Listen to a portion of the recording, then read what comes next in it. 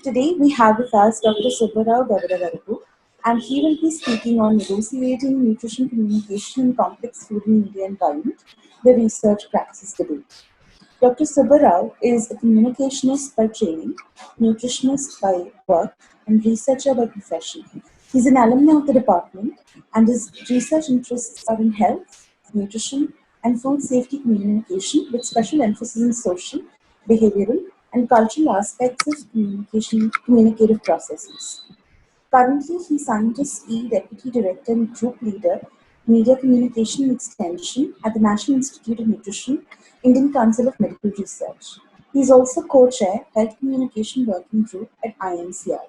His research goes beyond the traditional extension and integrates translational communication science with community-based approaches to promote nutrition and well-being. Hello, Subbarao sir. Welcome. Over to you, please.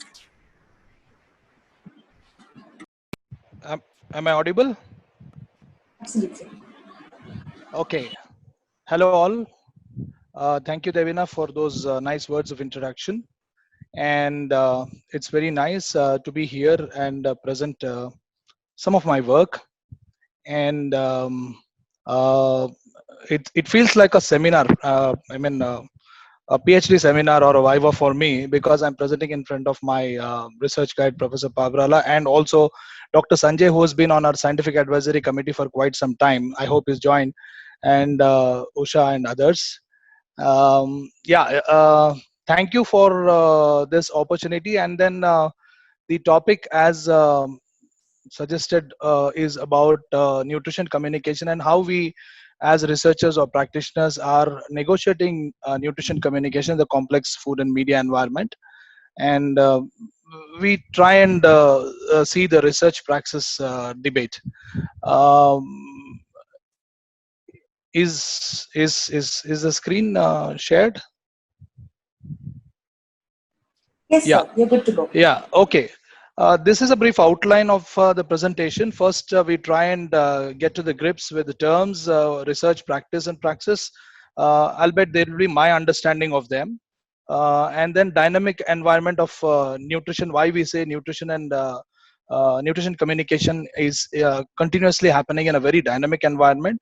And from there, I would just pick three of our recent research studies as cases, and then I would share my experiences with them and understandings and learnings, and then I would get back to the questions on research or praxis or practice, and I would leave you more confused at the end.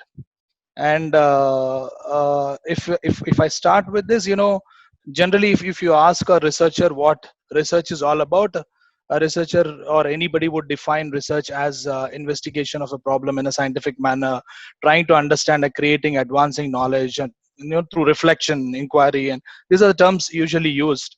But when you ask why somebody is researching, people will say, I want to invent something, or it's usual experience that we have got, when we travel. Co-passengers ask us, what do you do? We say nutritionist, I mean, we say scientist. Then they say, were you involved in the Gaganyaan or a Chandrayaan or whatever? Or maybe they ask us, what did you invent? So if you ask us a researcher, they say it's invention or be on the leading edge of discovery. To be a scientist sometimes, and transferring discoveries for the benefit of the society. But most importantly, research is a very interesting and rewarding career these days. Whatever you say, research has some underpinning qualities that are generally about it is investigative, it is exploratory, it is intuitive, and sometimes it's a developmental process. You can ask me if I'm a communicator or a communication researcher. If I'm a communicator, you are essentially looking at me as a practitioner. I don't know what a practitioner actually does, but practice is sometimes seen in as a contrast to theory, or sometimes it is also seen as something that is essentially based on theory. Sometimes, if you see from the prism of extension in institutes like ours, uh, you can see the communicators as somebody who acts as an intermediary between the elite or scientists and the less enlightened public, or we are seen as community educators as well. Uh, this be it the terms that are often referred to when we talk about nutrition communication research are action research. Are you doing action research, or is it applied research? So there is something that is already been theorized and you're trying to apply that. And there is usually communication research is also like interventions. It's intervention based research or intervention research. The understandings differ, and usually they stem in a scientific organization like ours from the perception that academics are not very profoundly, academics or researchers, I don't mean everyone, that's the perception. Academics or researchers are profoundly, they have an inability of or lack skills to communicate with people, so it needs a kind of an art. So there is again the conundrum of whether communication is a science in itself, or is it an art. So that's where we are. And then coming to praxis, there are, it means many things to many people depending on from where you're looking at. Aristotelian, post-Marxist, or Freirean understandings of praxis have been different, but generally, the commonality in all these is about um, understanding praxis as a deliberative and responsible and a human moral action that has some moral and to the well-being of humanity or human life, and then also reflection and action upon the world in order to transform it, and then guided by moral disposition to act truly and rightly, a concern to further the human well-being and good life. If you see it from community education perspective, it talks about the interdependence or integration and not separation of theory or practice as it is usually understood. And it also talks about the research and development and thought and action. All these are integrated, but it involves knowing, doing, and most importantly, being. So for researchers, praxis may mean using research and theory to create a change, sometimes to even reflect as to for whose interests are we working or whose interests are being served.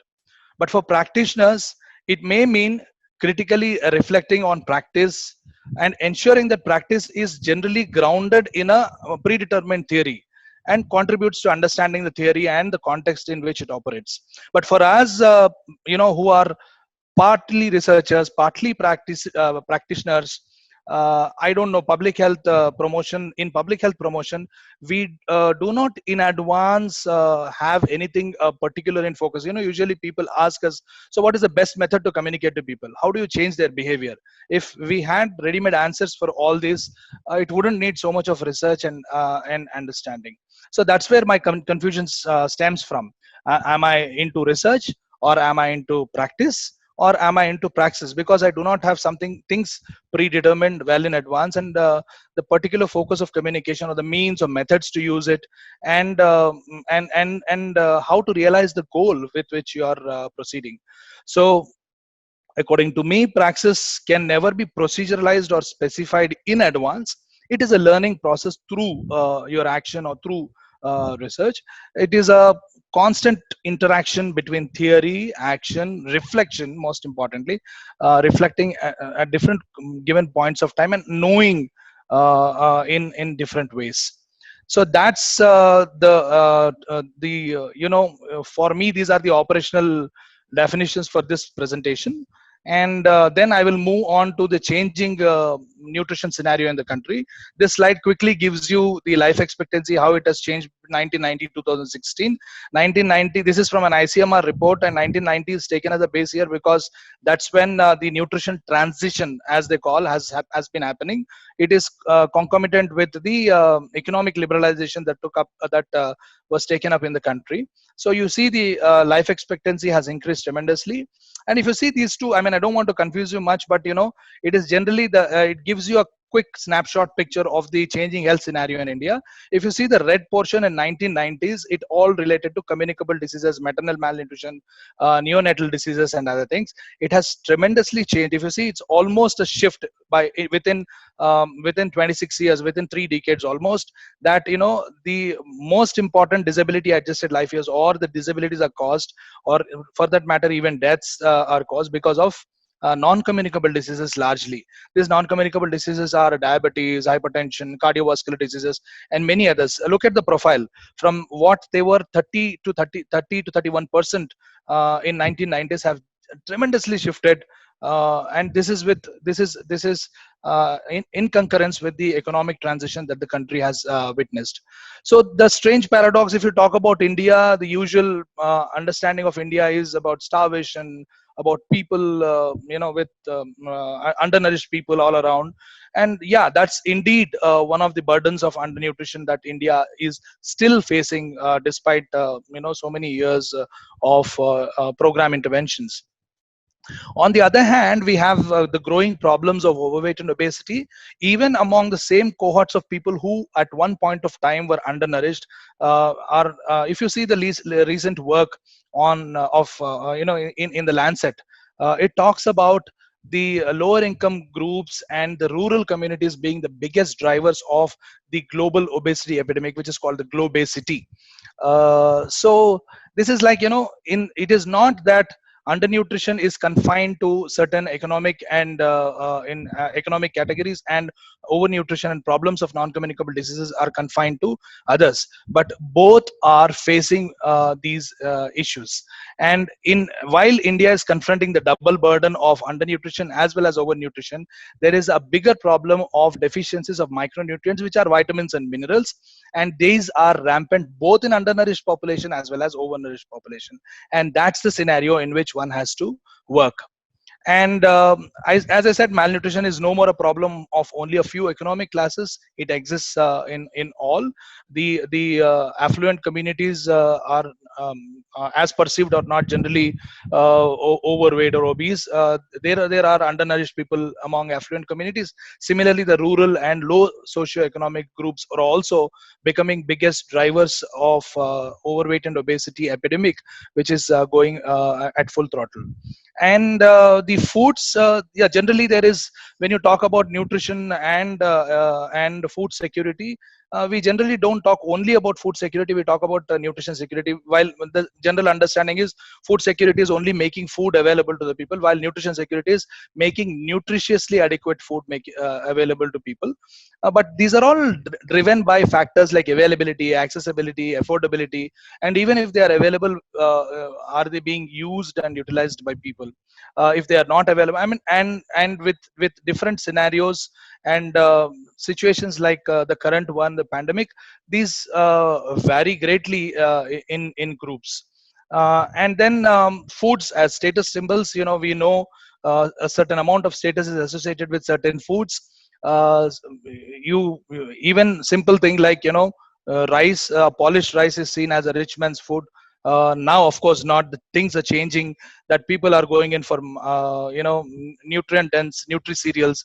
Now there is a mad rush for millets and cereals and other things, which were once looked on as foods of the poor. Similarly, working parents, nuclear community families, and then we lot of emphasis on away from home meals and or ready to use meals, and meals that are already half prepared and then just need little bit of processing at household level. And of course, there are a lot of misnomers about nutritious food, and they stem from various reasons. Dynamic research that keeps changing. One day the dairy fat is shown to be bad, and the other day suddenly becomes good. And what kind of cholesterol is bad, what kind of cholesterol is good? I mean, the debates go on and on. And there are now personalized medicine and diets. People are offering personalized medicine and diets, whereas the recommendations are usually for a group of people or an umbrella of population. And reducing physical activity is indeed an issue. And there is also information communication technologies and personalized communication. Everybody is a communicator and everybody is a broadcaster with a lot of personalized ICT communication tools.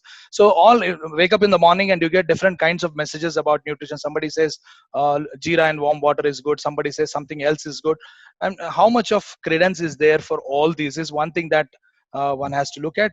And in situations like this, while the world is battling the pandemic, there is also infodemic, and infodemic has been there for quite some time. The deluge of information through various media and conflicting sometimes, and what I call this as information cacophony. And of course, for us as communicators, we have very small problems. The calorie gap. I'm not talking about the calorie gap in the sense that the nutritional gap. The calorie gap is about how you talk about calorie, which is essentially energy. If you translate energy into Indian language, it translates to Shakti. Shakti has such a good positive connotation. But if you want to say, tell people don't have Shakti rich foods, then people are at a loss as to what you're trying to tell them. So simple things like that. When we talk about protein, there is always this debate of veg or non-veg protein food, and there is also, when we talk about when we talk about nutrition, we also talk about food safety and food security in the same breath. So, but food safety, is it's just confined to water, sanitation, and hygiene? It could be much more. I'll tell you through some case studies a little later. And of course, these media houses continuously feeding on the feed news. What has been published elsewhere is just straight away lifted and put in Indian context, and that creates a kind of confusion among people. And and we always have the translation challenge. How do you translate scientific terms, scientific understandings into local language or understandable language for the people? And there is always this we and us debate, and then the scientists see us as intermediaries, and that's a very challenging thing. And of course, the fake news and viral news issues are still going on. I'll not go into these debates. I'm just giving you the context. So though, and research in predatory journals unfortunately gets published as important news items in newspapers. It just gives conflicting information, sometimes makes people confused. And there are also advances in diagnostics which are creating a problem. As someone said, medical science has made such a tremendous progress that there is hardly any healthy human left, so everyone thinks something is wrong. And then we have to deal with that issue, but they want magic remedies. Nobody wants to go into I'm not generalizing, but this is general perception that I have gained over a number of years of practice. And when it comes to nutrition and public health communication, it is always a challenge, because nutrition messages don't interest many, because they always talk about behavior change. They ask you to, most people confuse nutrition messages. I mean, think that nutrition messages ask you to stop eating the way you are used to.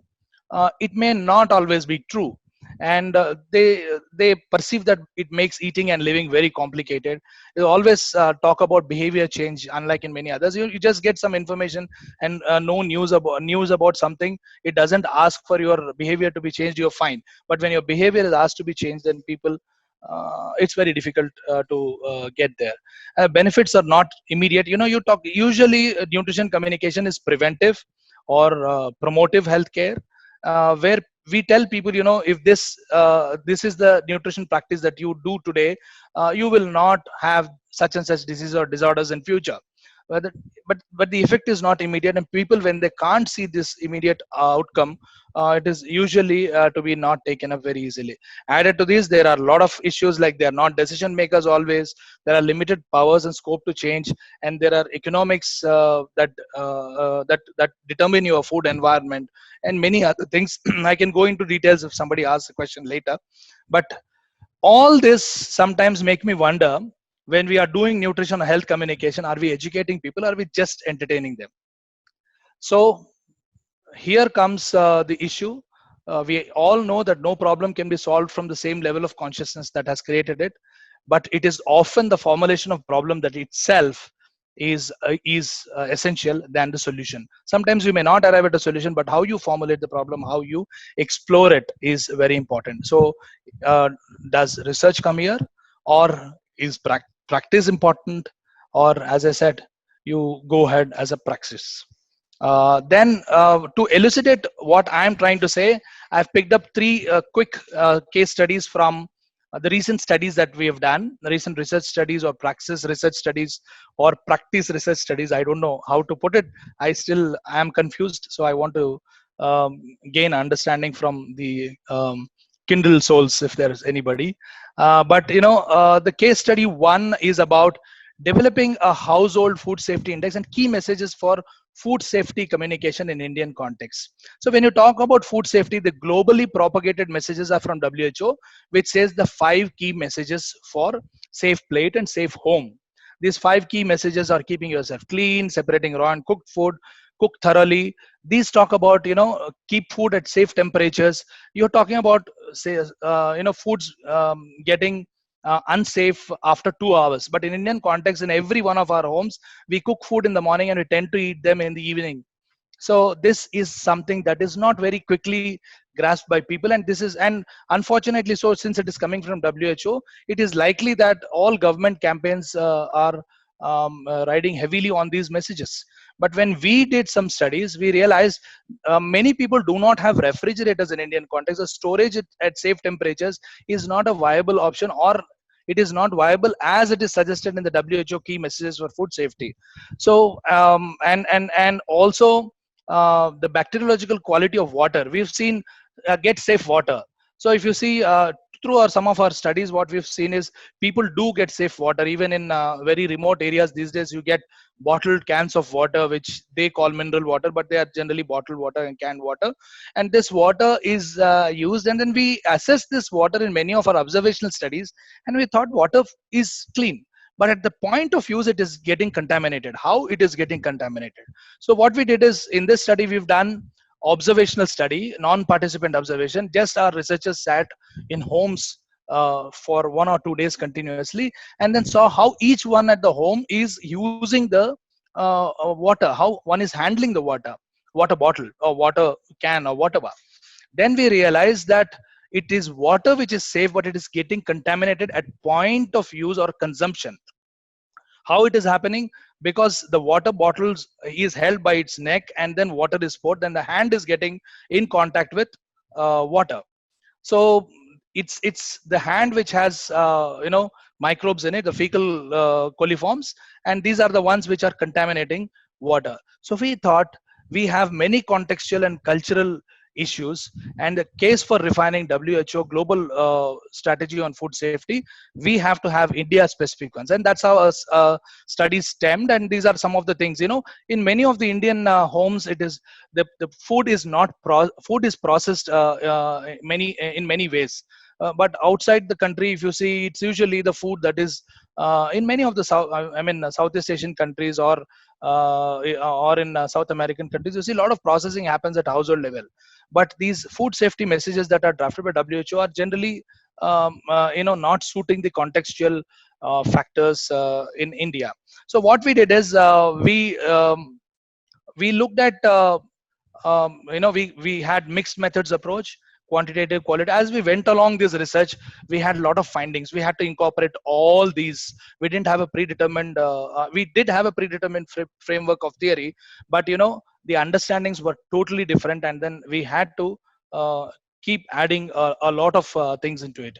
So in this, what we've done is we've identified 87 different factors which are likely to cause, which what we call risk behaviors or risk practices or lack of awareness of them. Some of them related to knowledge, some of them are related to practices, some of them are related to the enabling environment. Simple things like availability of good cooking fuel, water facility at home, potable water, and things like that, and separate kitchen. These things we've listed all these, and then we picked up samples of food from cooked food from households, both rural and urban, and then we associated all these 87 factors with the microbial load in the food.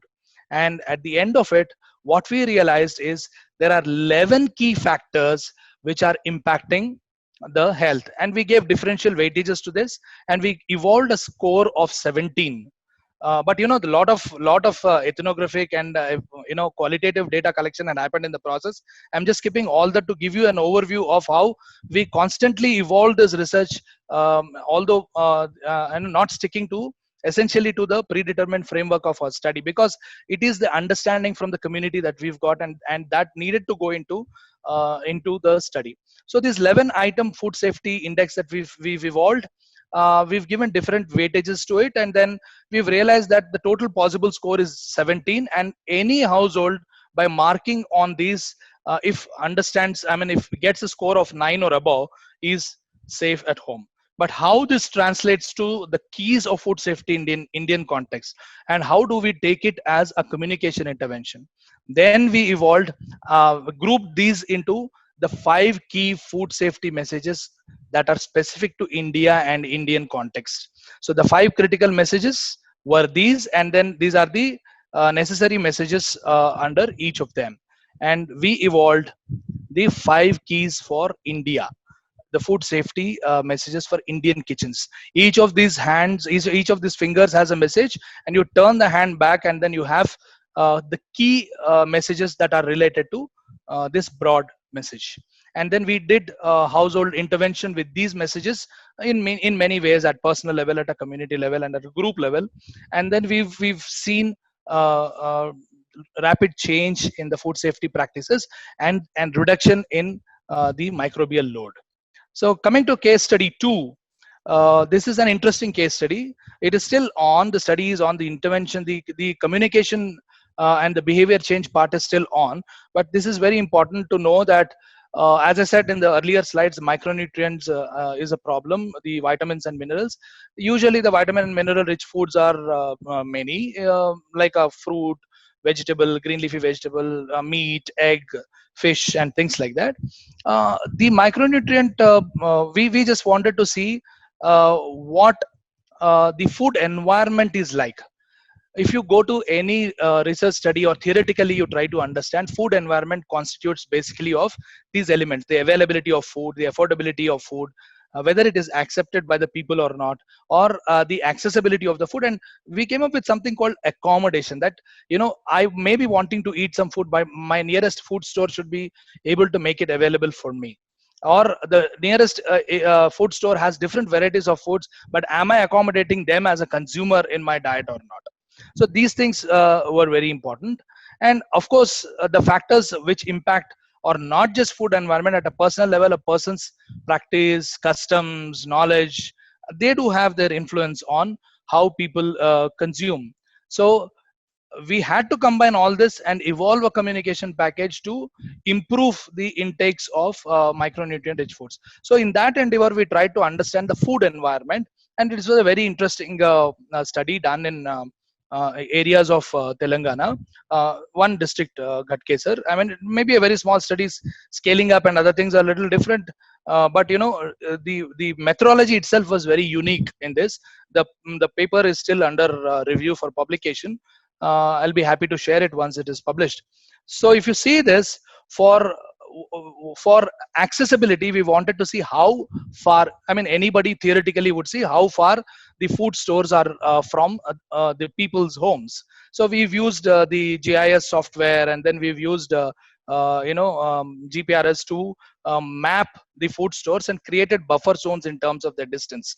Similarly, we did a market survey to list out all the foods that are micronutrient rich, that are available across the seasons, both in the markets as well as in the stores, in the grocery stores, which also sell some of these micronutrient rich foods, and across the seasons, not just in one season. And then for affordability, we took the income categorization as per the standard categories of NFHS, and then we've actually taken only middle income groups for this study, so that the message of that diversifying the diets for getting more of micronutrient foods doesn't get hampered by the economics of the family, or the affordability of the family. So to ensure affordability, we went by middle income group.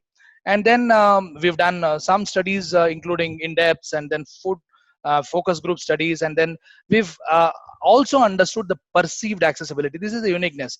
And at the end of it, it is not just enough to map the actual availability or accessibility or affordability just by the techniques that are readily available in the country. It is necessary to see whether people really perceive them available, perceive them accessible or not. So this is where it's a very interesting thing, that if you see this particular slide, you will see the actual availability of 120 kinds of foods that can be micronutrient rich and available in these areas, in these regions, specifically across the seasons when they were listed. The actual availability was only 46, while people perceived that 94% were available. And this is because even if it is not quickly available in their own area, some of them do come to the city for shopping and other things, and they tend to pick up some things from other areas. And what actually matters here, is it the perception of availability, or is it the actual availability theoretically? Then we evolved a methodology wherein we saw the actual availability and perceived availability, where the points where these two are intersecting were seen and listed as really, good availability scenario. So these are the maps of the, you can see the buffers, the blue lines and the pink lines. Pink lines is It seems like we've had some technical the stores issue. are pretty close to Ah, them. Yeah. It's, am I overshooting the time? no, sir, it's fine. We have around 7 minutes more. Yeah, We I think just I'll be done. lost you for a Oh, bit there. Yeah. okay. Did you get to listen to this slide? Yes, we did. Yeah, and the next one is about accessibility. The actual accessibility is seen in terms of distance, when we theoretically, when we see, and almost everything was accessible. But when we see the perceived inaccessibility of foods, fruit and vegetable especially, people perceive them to be totally inaccessible. You can see in different villages how it is. But the paradox is that they thought it is a problem, but they are habituated to get them from other village or the town nearby. So this is interesting. So what we realized is we need to enhance the availability. Only then people will perceive them to be more accessible to them. So this is about the accommodation. I'll not go into this slide. This is generally about whether people think it is available or not, whether the food is made, whether the vendor is okay in terms of including the foods that these people are demanding. Similarly, from the vendor's perspective, are the consumers willing to buy the variety of foods that one is selling? So the main problems in these were about the weekly markets, but because weekly markets were the only sources of foods, fruit, vegetable, and green leafy vegetable and perishables like fish and other things for them to get. And there were also problems like refrigerators, where people used to, since weekly markets happen only because markets happen only weekly, people used to buy these foods. They actually store the foods. They buy the foods that have longer shelf life, like potatoes and onions, and they reserve them for second half of the week, while the perishables are consumed only in the first half of the week. That means the entire household is denied of micronutrient rich foods in the second half of the week because of certain problems. And most important, it is not that there is no availability of green leafy vegetables in these villages.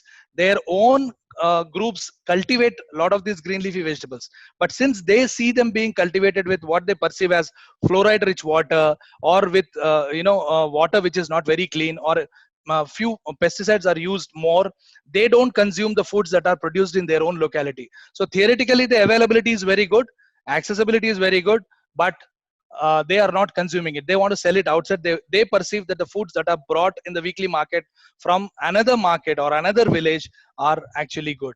So this is there is they are varied, they are not consuming. But in foods, where there is availability, there is accessibility, and there is affordability also, there are other factors that relate to like or dislike of the foods. There is no way you can change that behavior very easily. So if you see, milk and milk products are available largely, but they are not consumed because children dislike them. Similarly, vegetables, certain kinds of vegetables are not liked by people, and they are varied in different villages. So this study has taught us it is necessary to create your own knowledge. Just don't go by the knowledge that already exists. So, and uh, I'll go to the case study 3. It's very interesting. All of us like pani puris, unfortunately. I like pani puris a lot. I don't know, I'm generalizing the statement, but I like pani puri a lot. And then because of this COVID situation, I'm not able to consume it as much as I want. So a lot of street food, this is behavioral intervention with the street food vendors. There are a lot of studies. If you go theoretically, they say, aprons, the caps, and then gloves and things like that. There are intervention researches that have happened, and people have given all these paraphernalia to people, to the vendors. They've used them, but the moment the support is withdrawn, they don't want to invest into all these things. So we had a situation. So we went little methodically, and then in Hyderabad we've seen what are the existing high risk foods. So we went to all street foods. We analyzed each street food. We got samples from different places of the city, and then we analyzed for pathogens and the load of pathogens in each of foods. And then four highly contaminated foods, this is for information for all of you, are pani puri and fruit juices. Although fruit juice vendors use different mixes for different kinds of mixers and blenders for different fruits, but still they are highly contaminated. And the so-called Chinese foods, the foods, they actually foods are very safe because they're served hot, but it's the garnish or the last moment garnish that is done, which or the salad that is served along with it, which is usually contaminated. And bhel puris, these are the. So I'll just give you the case study of pani puri vendors, how we went about. We went theoretically by situation analysis. Combi's communication for behavioral impact. The action plan was to go by situation analysis, prioritizing the risk behaviors, then identifying the barriers, then trying to create enabling environment, and maintaining and sustaining that behavior. So when we went about doing all this, during our study, whether it was in focus group studies or maybe our non-participant observation studies, we've come across very interesting situation. So this is the entire flow chart of how a pani puri is made. I'm not going to give you a recipe or how it is served, but we've at each point our idea was to observe how different pani puri vendors sell this. So this involved a lot of non-participant observation, sometimes participant observation also, because to pick up the samples of pani puris to bring them to lab, we couldn't tell them that we are analyzing for this. Of course, nevertheless, we did this, and then we've come up with something. I mean, we understood things that are not usually so contextual in many places. If you see the greatest risk factors for microbial contamination was the hand hygiene that was prompted by the jewelry, these threads and the finger rings and things like that.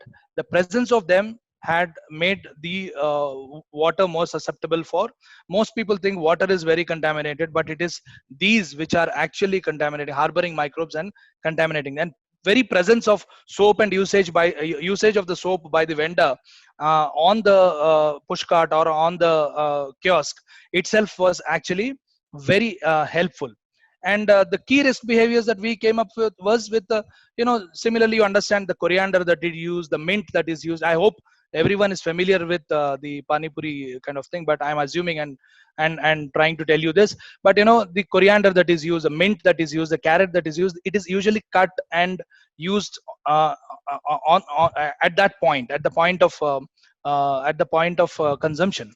So what is happening is these are not getting washed thoroughly. So theoretically, if you see, it should be washed under running water.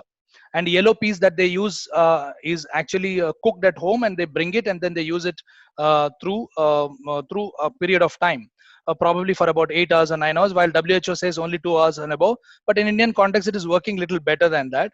But and hand hygiene, long nails, wearing hand jewelry, and not using soap, these things were the key factors.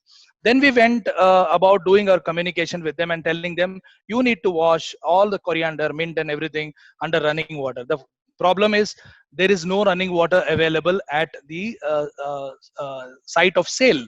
So what do they do? Then we had to come up with a new intervention. We saw some of the vendors, what they were doing. They were actually, in a bowl of clean water, they were actually putting these leaves for a while and then washing them in that. So we tried that method in the lab scenario. Clean water in a bowl, dump all the vegetables or fruits the leaves that are cut, and then leave them for a while. After 5 minutes, 10 minutes, 15 minutes, we saw the microbial load and also the mud and other things we've seen. But at the end of it, we saw that if one left these vegetables in a clean water for about 5 to 10 minutes, That should be enough. And that is very easy to practice for the vendors. You tell them to wash under running water, they will never do it.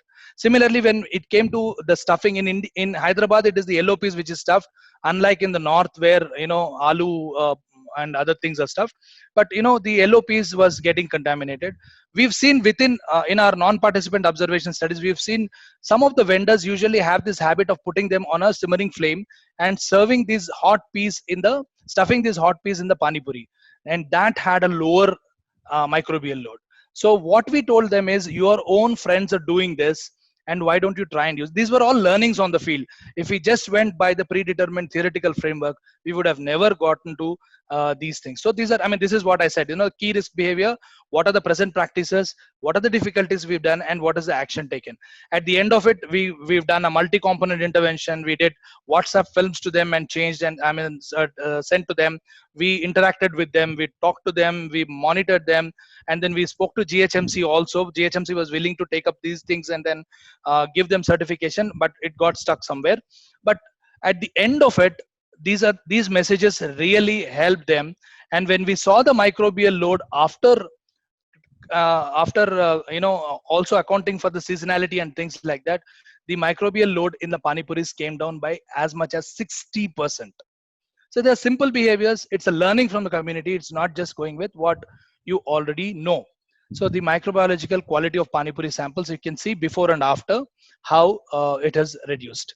So coming to the almost the last slide of my presentation, what are the learnings?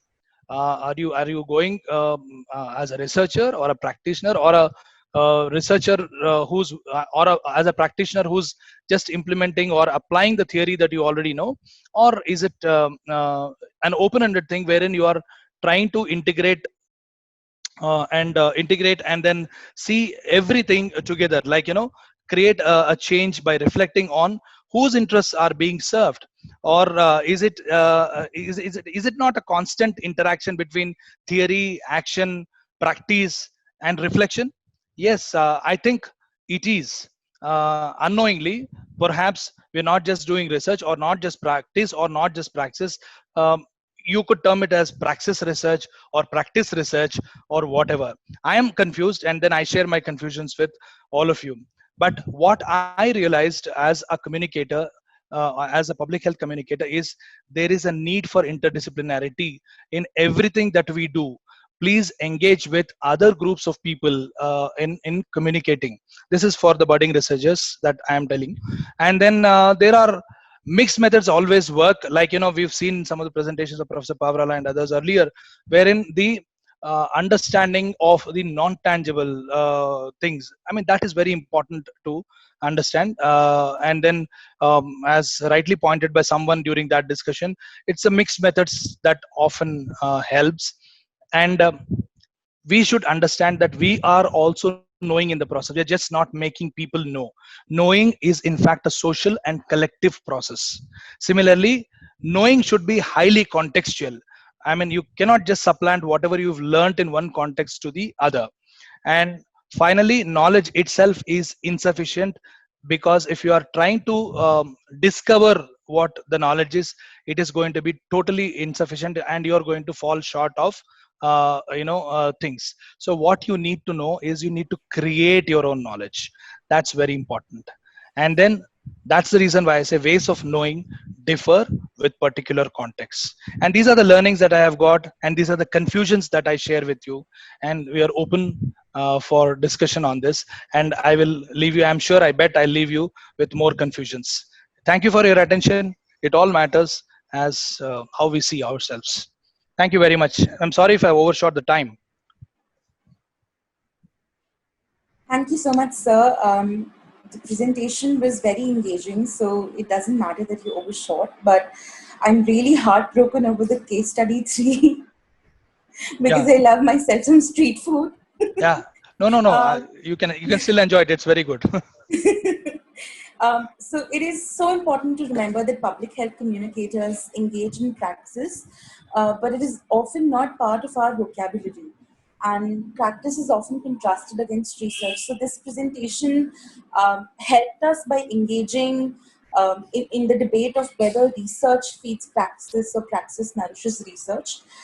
Clearly, it's an endless circle, and in the current pandemic, it's crucial to see the solutions that you've offered: interdisciplinarity, mixed methods research, contextual knowledge, and always keeping on adding to that knowledge are important key takeaways from your presentation for us, sir.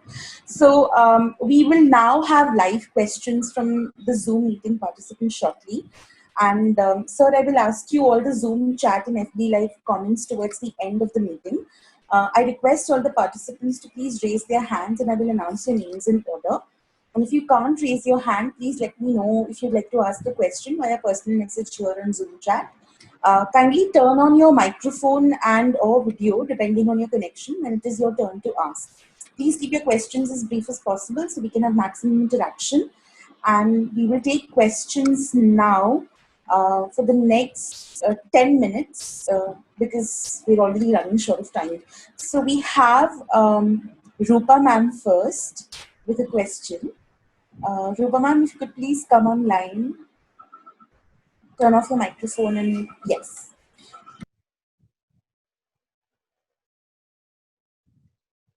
Thanks. I was waiting for you to unmute me.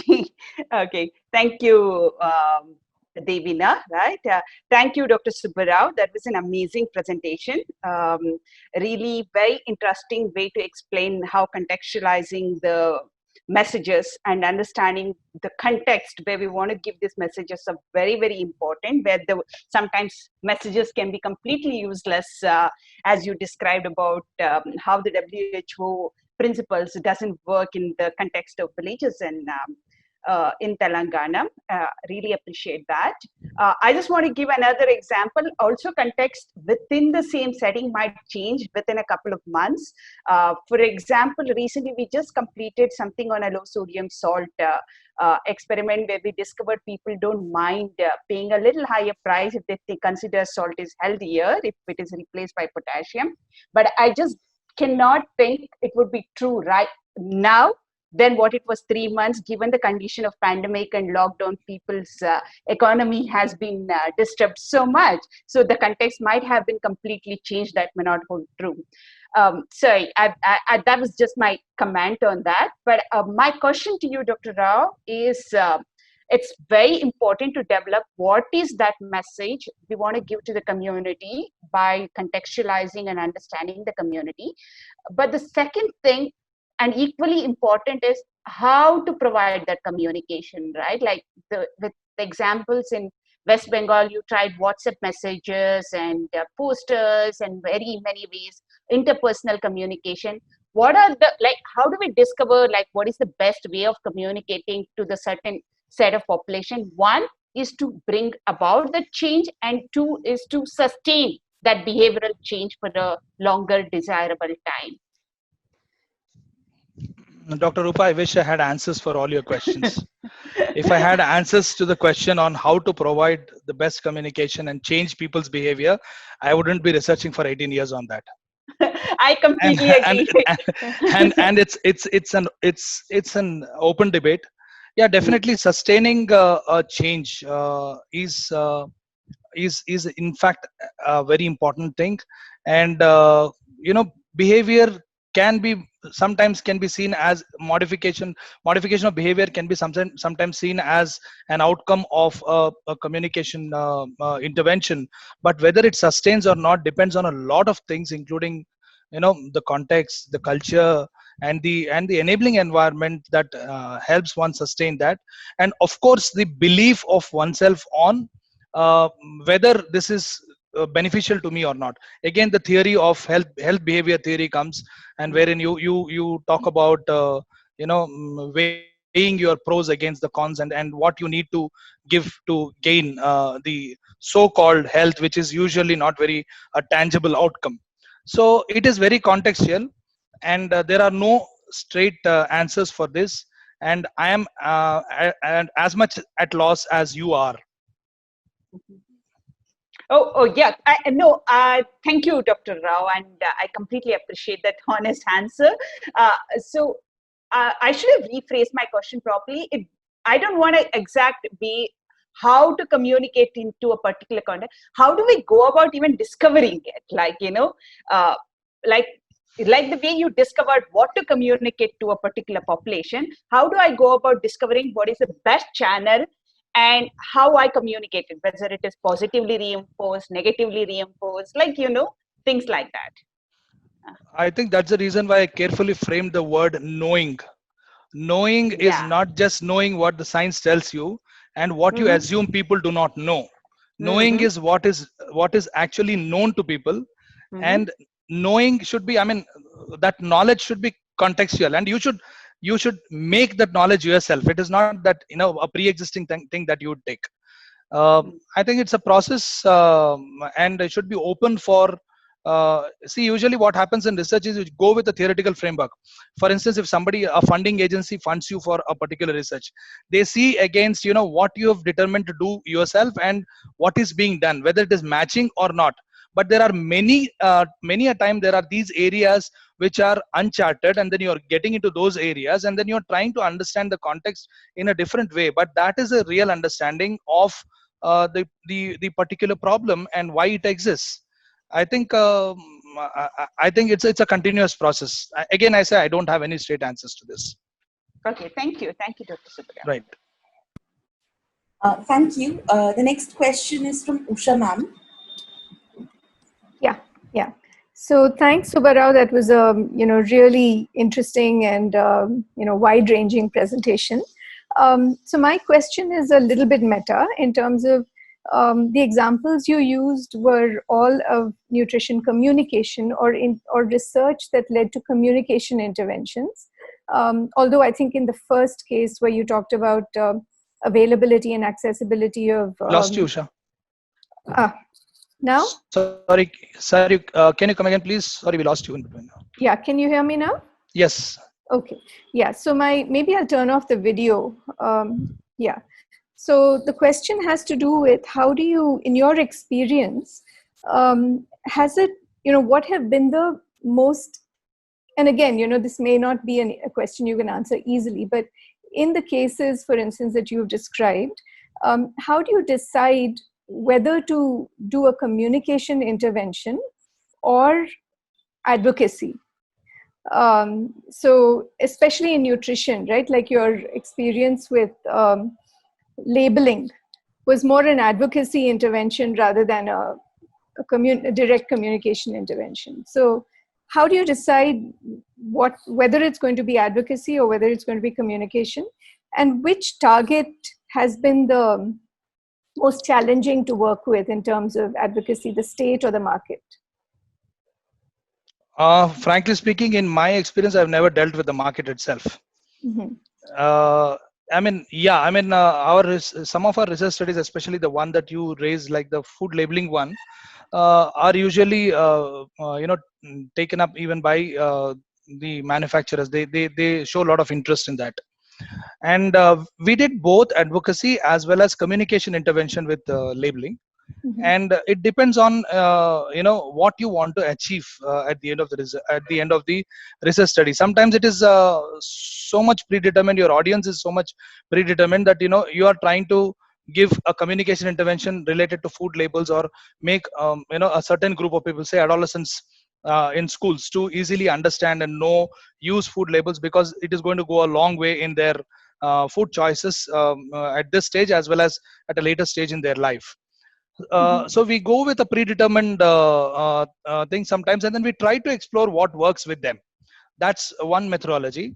And for advocacy, yes, working with anybody, advocacy with the government, advocacy with manufacturers, advocacy with professional bodies, advocacy with media, all these are quite challenging, because they yield you instant results. For instance, you tell the media what is good or bad about a particular community intervention, and then it goes as a headline one day, and then it is lost. You cannot sustain it as a media advocating or helping you advocate that particular thing. Similarly, it takes a lot of effort to actually materialize what you found into. Your question is eventually asking me how your interventions materialize into a policy or Right. whatever. It is a long drawn process. And being from a scientific institute that has its reputation and which has been for about 100 years, some research that is done here is taken with a lot of credibility elsewhere. And then when we occupy positions of being in committees and things like that, we do take forward this research for policy advocacy, but that's a very difficult thing to bring about. Yeah. Okay. Thank you. Next, we have Vinod sir. Subbarao, thanks for the very interesting presentation. See, I have a slightly, broader question which might call for some reflection on your part based on almost like, the 2 decades of work that you have done. I mean, as a leading researcher, leading communication researcher in this field, I'm just wondering, in fields like health communication, especially where you are with dealing with nutrition, the emphasis is so much on behavior change communication, a particular paradigm involving dissemination, certain kinds of assumptions that are made about community and audiences and so on. And you did raise some questions about these issues during your case studies. As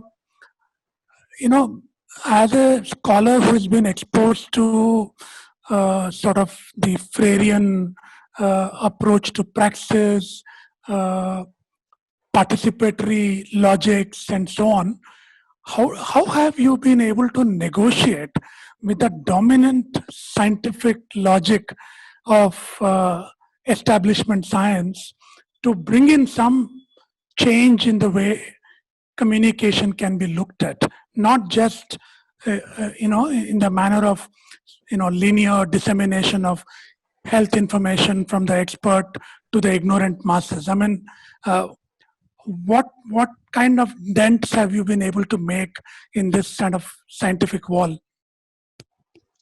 Oh, thank you for that question, sir. It's very interesting. I don't say I have made dent myself, but the scenario was like that. Globally, if you see in health promotion research or health communication research, there is a lot of emphasis on many of these qualitative measures and trying to understand it from a perspective of a communicator, a committed communicator, and not just from the predetermined framework of a scientist looking at extension work or things like that. And this process has been very slow, and it is slowly evolving. Now I'm very happy to say that I don't claim all the credit for involving these kinds of research techniques and methods in regular studies. But if you see medical science research also these days, or the epidemiologic research that you see, is looking more towards the qualitatives and the ones that are not usually discussed in the dominant discourse. It is being given, but sometimes it is just a lip service, and sometimes it is very seriously taken. But I'm very happy that studies that are rooted in this kind of work are also getting funded from organizations like ICMR, which were unthinkable a couple of years ago, a few years ago. And it has been a steady and slow progression. Of course, I've also been involved in studies which are like very intervention kind of studies, only try a method and try a medium or try a message and then see whether it is working with the people or not. I mean, that kind of research also, while I do that kind of research also, I've been slowly negotiating these kinds of research, and then it is welcoming, because the interdisciplinarity is the key word everywhere. People want this kind of work, and they are just trying to welcome with open arms. And Professor Sanjay has been on our scientific advisory committee for over 6 years now. He's seen this slow progress in the studies that we do, and where social science also becomes an important aspect of the research. I hope I answered your question. So in terms of strategies for negotiating this, something like advocating mixed methods is probably one way of making some entry into that field, right? I mean, Yeah. So that, I mean, you do the empirical kind of work that is expected of the establishment, but you bring in other perspectives through alternative methods as well, right? Yes, and also we engage in the usual, you know, the expectations that a scientist, is supposed to fulfill. Like if you remember our own publication from 2010 on, organizational perspectives of communication, we've Mm. seen what drives a nutrition communicator for taking up communication as a career. Some people just look at it as the number of publications which will give them the next promotion. But these are all there. I mean, these are all, you should be doing those while you are also slowly negotiating with, as you rightly said, getting the mixed methods first, and then there were studies which were exclusively based on qualitative research, which we've taken up in the institute, and it was welcomed. It was welcomed. The scientific community is not so much walled against this Not a kind of monolithic approaches these entity days. anyway. Yeah. Not not Yeah. not anymore. There is Yeah. lot of broad-mindedness now. Good. Thanks, Subbarao. Thank you, sir. So, okay, that's my brother. Sorry. With everybody's permission, I would like to extend the talk by 10 minutes because we have some interesting comments, questions from Zoom chat and FB comments, which we are going to go to now. But Badu, sorry about that. So I'm just posting the chat and comment questions here. And you mentioned Sanjay, so his is the first question that we're asking right now. So he's asking about adaptive intervention. And if you could go into a little more detail about that. So he says that, Subbarao, I guess we've come a long way from exogenous, something new, do's and don'ts approach. What I understand is that your approach is adaptive intervention. Sorry. Sanjay sir is asking if your approach could be termed as adaptive intervention. Oh, Sir, Sanjay sir is here. Yeah. Sir, I'm equally confused. That's why I said I need some guidance from the Kindle souls. So whether it is adaptive intervention or it is a praxis research, I don't know myself. No, Subbarao, the question was more in the realm of, see, we had a phase where a package that was developed, like including from NIN or WHO, was considered biblical and that had to be followed. Yeah. Yeah. But what I see in your excellent work is that while you are sensitive to what the good practices might be, what the good health practices might be, you are going out into the field to see whether some of those practices can be adapted within the resources and within the understanding of the recipient. So I was trying to see whether, in terms of glossary, whether I could put your work as in the category of adaptive intervention.